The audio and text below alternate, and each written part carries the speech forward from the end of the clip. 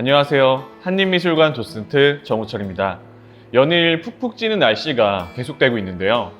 이제 여름 휴가 시즌입니다. 어떻게 휴가 계획은 다들 세우셨나요? 저는 오히려 휴가 시즌이 더 바빠지는 것 같아요. 그래서 가끔은 혼자 공부하다가 지칠 때도 있는데요. 그럴 때면 듣는 음악이 하나 있습니다. 여러분 혹시 콜드플레이의 비바 라 비다 라고 들어보셨나요? 듣고 있으면 굉장히 에너지가 나는 음악이에요. 그런데 여러분, 이 음악이 한 화가의 작품에서 영감을 받았다는 거 아시나요? 바로 프리다 칼로의 마지막 작품입니다.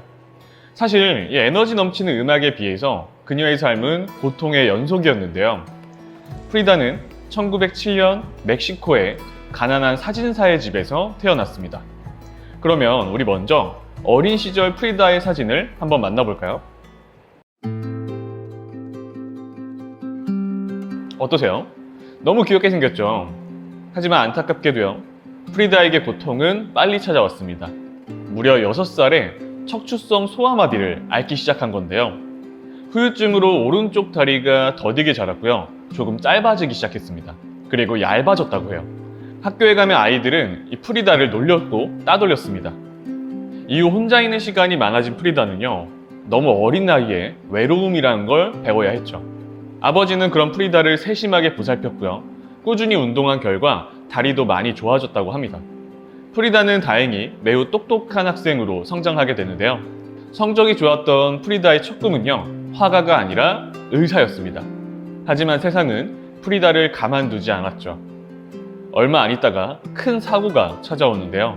학교를 마치고 버스를 타고 이동 중에 프리다가 탄 버스를 전동차가 옆을 들이받으면서 충돌했습니다.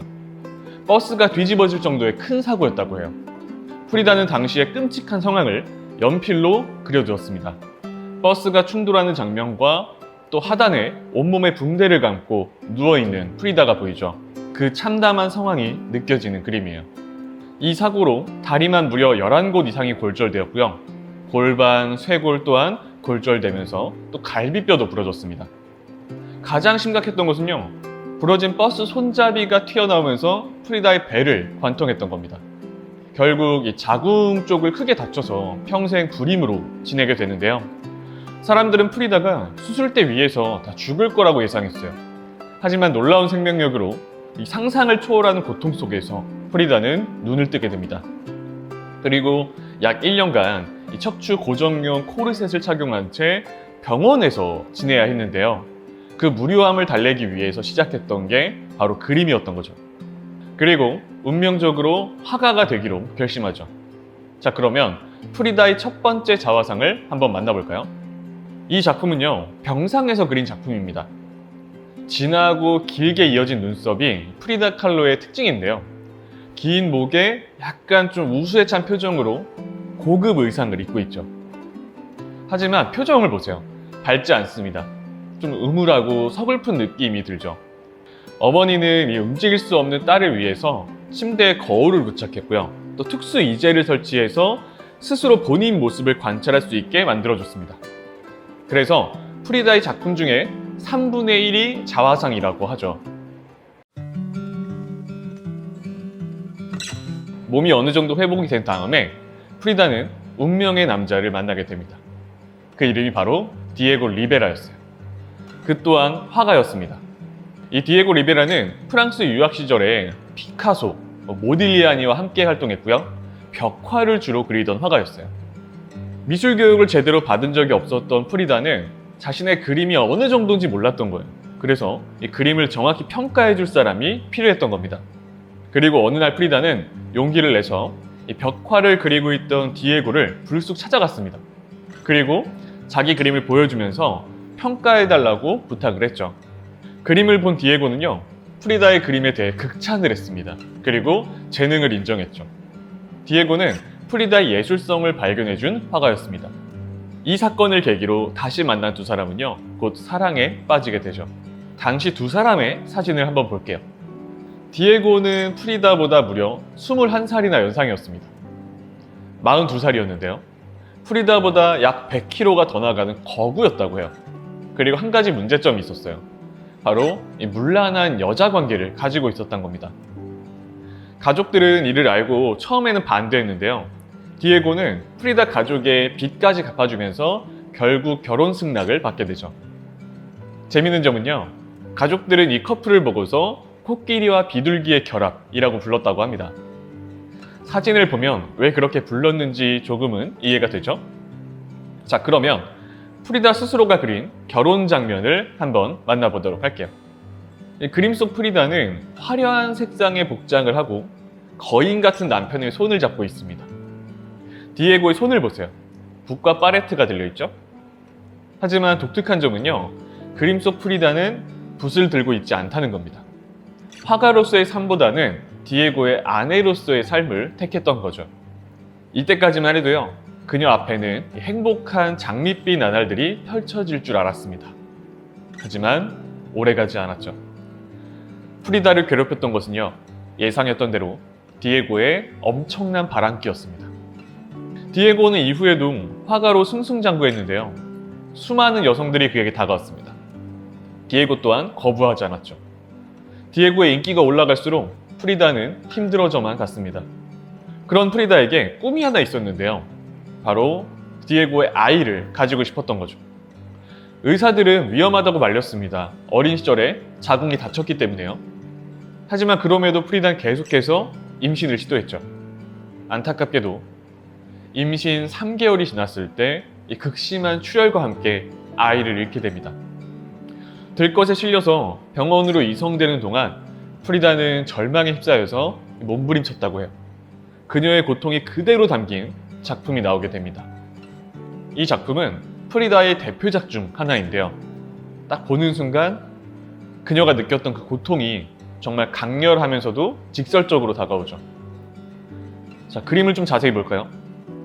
눈물을 흘리면서 병상에 누워있는 자신의 그 고통을 그렸는데요. 교통사고로 다쳤던 척추에 있는 철골, 리베라와의 사랑이 변치 않길 바라는 보라색 꽃, 또 약해진 골반, 잃어버린 아이, 또 느리게만 흘러가는 시간이 달팽이로 표현되어 있죠. 그리고 이 모든 것들이 탯줄 같은 붉은 실로 자신과 연결되어 있습니다. 배경을 한번 보세요. 황량한 이 산업단지의 풍경은요, 그녀가 느꼈던 절망과 외로움을 더 강렬하게 전하고 있습니다. 그럼에도 프리다는요, 삶을 포기하지 않았습니다. 오히려 학교 선생님이 되어서 아이들에게 그림을 가르쳐 주기도 했죠. 학생들인 프리다의 자유로운 교육 방식에 살아 숨쉬는 그림을 그릴 수 있었다고 합니다. 그리고 그녀를 존경했죠. 그리고 프리다는 파리의 전시회에 초대받게 되는데요. 그 전시는 대성공이었습니다. 당시 위대한 예술가들이 그녀에게 찬사를 보냈어요. 또 유명한 말이 있는데요. 바로 피카소가 디에고에게 남긴 말입니다. 나도 당신도 프리다 칼로처럼 그림을 그릴 수는 없다. 프리다는 이 전시를 통해서요, 프랑스 예술계에서 주목받게 됩니다. 하지만 얼마 뒤 멕시코로 돌아온 프리다는요, 결국 또 척추 통증이 재발하게 되는데요. 더 이상 앉을 수도 설 수도 없을 만큼 병세가 악화되었습니다. 그리고 진행된 수술은 너무나도 끔찍했어요. 척추에 금속을 박아야 하는 큰 수술이었습니다. 수술을 받은 본인의 모습을 표현한 작품을 한 점 만나볼게요. 너무 유명한 작품이죠. 저는 이 작품 때문에 프리다 칼로를 알게 됐었습니다. 텅 빈 사막 앞에 프리다가 서 있죠. 눈물을 한 방울 흘리고 있는데요. 자신의 다친 척추를 또 기둥으로 묘사하고 있습니다. 그런데 잘 보세요. 기둥에 금이 가고 심하게 부서졌다는 걸 알 수 있죠. 그런 프리다의 몸을요, 외과용 코르셋이 지탱해주고 있습니다. 비록 눈은 울고 있지만 굳게 담은 입과 강한 의지로 정면을 바라보고 있죠. 이 작품을 그릴 당시에 무려 5달 동안 움직일 수조차 없었다고 해요.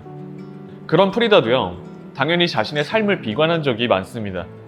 왜 남들에겐 그저 주어지는 것들이 나에겐 전부 허락되지 않는 걸까? 외쳤습니다. 그럼에도 삶에 대한 의지는 끝까지 놓지 않았습니다. 그녀의 일기장에는요, 자신의 삶을 표현한 문장이 나오는데요. 나는 1년을 앓았고 척추 수술을 7차례나 받았다. 자주 절망에 빠진다. 어떤 말로도 표현할 수 없는 절망감. 그럼에도 불구하고 살고 싶다. 저는 이 프리다의 인생을 공부하고 이 마지막 문장이 참 뭉클했는데요. 요즘 주변을 보면 장난 삼아서 죽고 싶다는 농담도 많이 하는데요. 저는 프리다의 인생을 공부한 이후에 농담으로라도 그런 말을 할 수가 없더라고요. 이후에 프리다 인생의 생전 마지막 행사가 열리는데요. 그녀의 삶이 얼마 남지 않았음을 직감한 디에고와 친구들이 열어준 전시회였어요. 안타깝게도 그녀의 몸은 자신의 전시회를 보지 못할 정도로 악화되어 있었습니다. 디에고는요, 사람들을 동원해서 프리다의 침대 자체를 들어서 전시장 한가운데로 이동시켰습니다. 프리다는 침대에 누워서 자신의 작품을 보러 온 사람들과 함께 축제를 즐겼죠. 이 전시는 대성공이었습니다. 멕시코뿐만 아니라 해외에서까지 화제가 됐던 전시였죠. 이 축제는 프리다의 마지막 행복이었습니다. 프리다의 삶은요, 지금 많이 요약을 했지만 충분히 느끼셨을 것 같아요. 고통의 연속이었죠. 그리고 그것을 이겨내기 위해서 그림을 계속해서 그렸습니다. 그녀는 평생 총 32번의 수술을 받았다고 하는데요. 하지만 평생 겪은 고통도 건강 악화도 삶에 대한 의지를 꺾을 수는 없었죠. 그리고 프리다는요, 본인의 마지막 작품을 완성합니다. 이런 인생을 살았던 프리다는 마지막 작품으로 어떤 그림을 그렸을까요? 그녀의 마지막 작품은 정물화였습니다. 파란 하늘 아래 싱싱한 수박이 속살을 드러내고 있죠. 수박은요, 겉으론 견고하지만 속은 한없이 연약합니다. 어쩜 이 수박은 프리다와의 삶과도 닮아 있을 수 있죠. 겉으론 강한 척 살아야 했던 자신의 모습이 아니었을까요? 그리고 그 밑에는 그녀의 말이 적혀 있습니다. 비바 라 비다. 해석하면 인생이여 만세입니다. 프리다는 외쳤습니다. 그럼에도 불구하고 인생이여 만세. 영국 락밴드 콜드플레이는요, 이 프리다의 마지막 작품을 제목으로 만들었죠. 비바 라 비다. 바로 이 노래입니다. 이 영상을 다 보신 후에 프리다의 인생을 생각해 보면서 그 음악을 한번 들어보셨으면 좋겠어요. 자, 이 작품을 완성하고 얼마 뒤 프리다는요, 47세의 나이에 세상을 떠나게 됩니다. 죽기 전에 자신을 꼭 화장해달라고 부탁하는데요. 살아생전 이 누운 자세가 너무 고통스러웠던 프리다는 아마 죽어서까지 누운 자세로 장례를 치른다는 것을 버틸 수 없었을 겁니다. 프리다는 자신의 삶과 고통을 숨기지 않고 용감하게 그림 속에 드러냈습니다. 그런 솔직함과 자유로움이 어쩌면 우리를 더 매혹시키지 않았나 생각하는데요. 마지막으로 프리다의 말로 마치도록 하겠습니다. 나는 아픈 것이 아니라 부서진 것이다. 하지만 내가 그림을 그릴 수 있는 한 살아있음이 행복하다. 지금 거장이라 불리는 사람들 중에서요, 고통과 고난을 겪지 않은 사람은 없습니다. 그들의 이야기에는 공통점이 있는데요. 바로 그럼에도 불구하고입니다. 그럼에도 불구하고 나아갔고, 그럼에도 불구하고 걸어갔죠. 이 프리다의 이야기가 현재 힘든 시기를 보내고 있는 모든 사람들에게 조그만 위로가 되었길 바랍니다. 다음에도 또 풍부한 미술 이야기로 찾아오도록 하겠습니다. 지금까지 한림미술관 도슨트 정우철이었습니다.